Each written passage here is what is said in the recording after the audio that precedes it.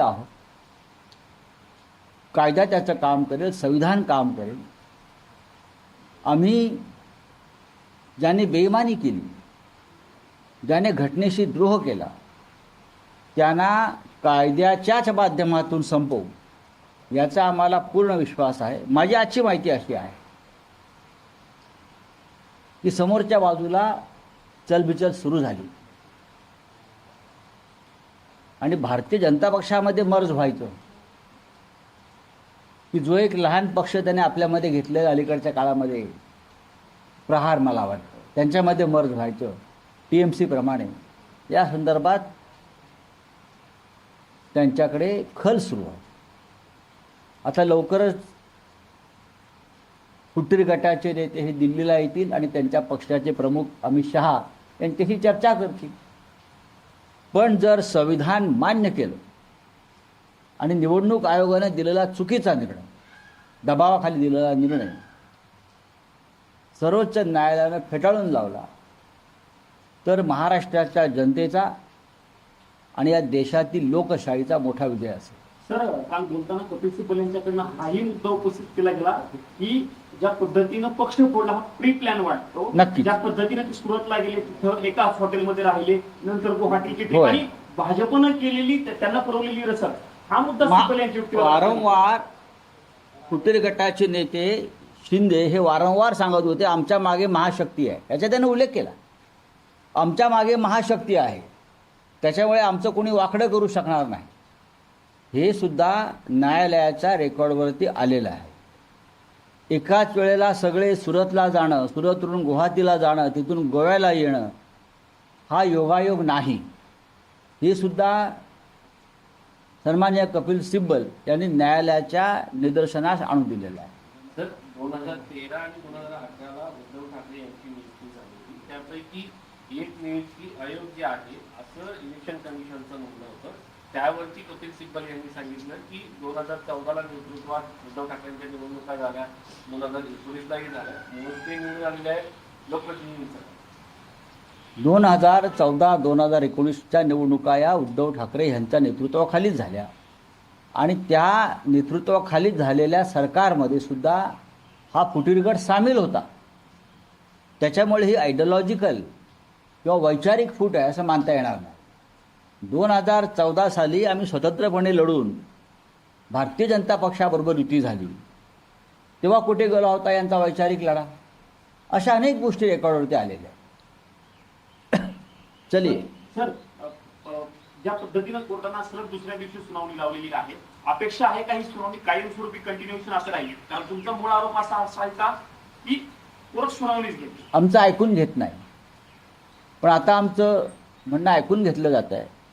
काल कपिल सिब्बल यांना 2.5 तासाचा वेळ कोर्टानं दिला. कोर्ट उठेपर्यंत 4:30 वाजेपर्यंत कोर्टानं 2:30 वाजल्यापासून पुढला सगळा काळ हा आमचं म्हणणं ऐकून घेतलं. आजही 2 नंतर सुनावणी पुढे होणार आहे. आज बहुतेक कपिल सिब्बल यांचं म्हणणं संपेल, मग त्यांच्या वकिलांना संधी दिली जाईल आणि मला असं वाटतं की आता निर्णय अपेक्षित आहे. सर, रवींद्र धंगेकर जे आता एकनाथ शिंदे यांच्या पक्षामध्ये गेलेले आहे, पूर्वी काँग्रेसचे नेते होते, त्यांनी म्हटलेलं आहे की भाजप सत्तेमध्ये जे आलेले आहे ते एकनाथ शिंदेच्या लाडक्या बहीण योजनेने. मला माहीत नाही ती कोणामुळे आली, पण प्रचंड भ्रष्टाचार या निवडणुकीत झालेला आहे आणि बहिणींना 1.5 हजार रुपये देऊन मतं विकत घेतली आणि त्यातील 92 लाख बहिणी या अपात्र ठरल्या. या सगळ्याचा हिशोब आता द्यावा लागेल. बोले सर, राधेश्याम मोपलवार यांच्या कंपनीला 200 कोटीचं कॉन्ट्रॅक्ट देण्यात आलेलं आहे. माजी IAS अधिकारी आहे. आता ह्याच्यावरती मी कसं काय बोलू? मोपलवार हे राज्य शासनामध्ये सार्वजनिक बांधकाम वगैरे खात्यात काम करत होते असे माझी माहिती आहे. ते समृद्धी महामार्ग किंवा शक्तीपीठ या दोन्ही मार्गांना खरं म्हणजे त्यांचं नाव द्यायला पाहिजे होतं मोपलवारांनी. अशी परिस्थिती होती. पण जेव्हा अधिकारी सरकारमध्ये काम करतात त्याच्यानंतर एवढ्या मोठ्या प्रमाणात हो, पण नंतर राज्यसभा मिळतात. हो, पण राज्याच्या मुख्यमंत्र्यांना ह्याच्यावरती उत्तर द्यावं लागेल. राज्याचे जे मुख्यमंत्री आहेत, अत्यंत प्रामाणिक, सचोटीचे वगैरे जे आपण ज्यांना म्हणतो, अत्यंत प्रामाणिक, सचोटीचे, नेक, इमानदार, त्यांनी याचं उत्तर द्यायला पाहिजे ना. तुम्ही हा पक्ष विरोधी पक्षाला कसं काय विचारू शकता? जर अशा प्रकारे तुम्हाला काही चुकीचं वाटत असेल तर कधीतरी हा प्रश्न सरकारच्या लोकांना विचारावा लागेल, डेप्युटी CMना विचारावा लागेल, राज्याच्या मुख्यमंत्र्यांना विचारावा लागेल, राज्यपालांना विचारावं लागेल. समृद्धी महामार्गामध्ये आणि आता शक्तिपीठ महामार्गामध्ये हजारो कोटीचा घोटाळा झाला आहे.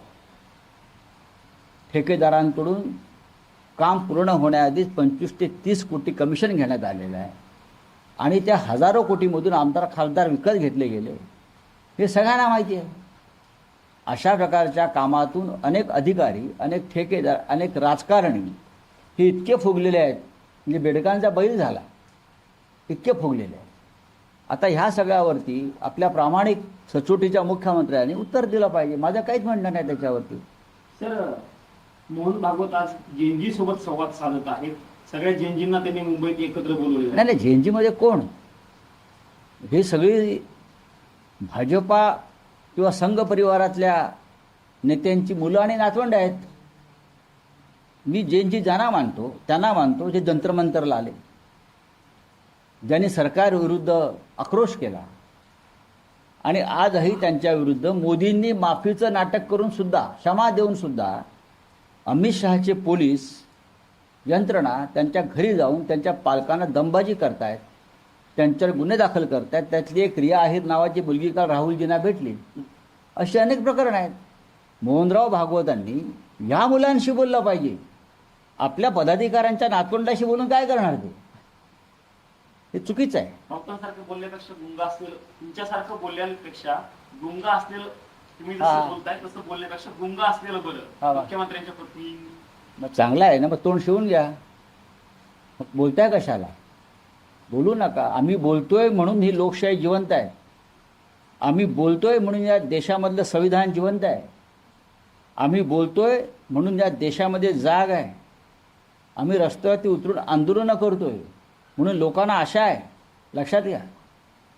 आम्ही सुद्धा तोंड शिवून बसलो असतो तर हा देश इदी अमीनच्या ताब्यात गेला असता. जो आता मला जाताना दिसतोय तो आम्ही थांबवलाय. सर, मोहन भागवत आज बोलिए. जेएनजी से मुलाकात करेंगे लगभग 2000 से, क्या कहेंगे? नहीं, ये बात बहुत अच्छी है. ये अगर पहली बात होती जंतर मंतर पर अगर मोहनराव भागवत आदरणीय सरसंघ चालक अगर जंतर मंतर पर आते अपने साथियों के साथ और वहाँ जो बच्चे अनशन को बैठे थे उनका दुख दर्द समझ लेते तो मैं उनका ज़रूर स्वागत करता.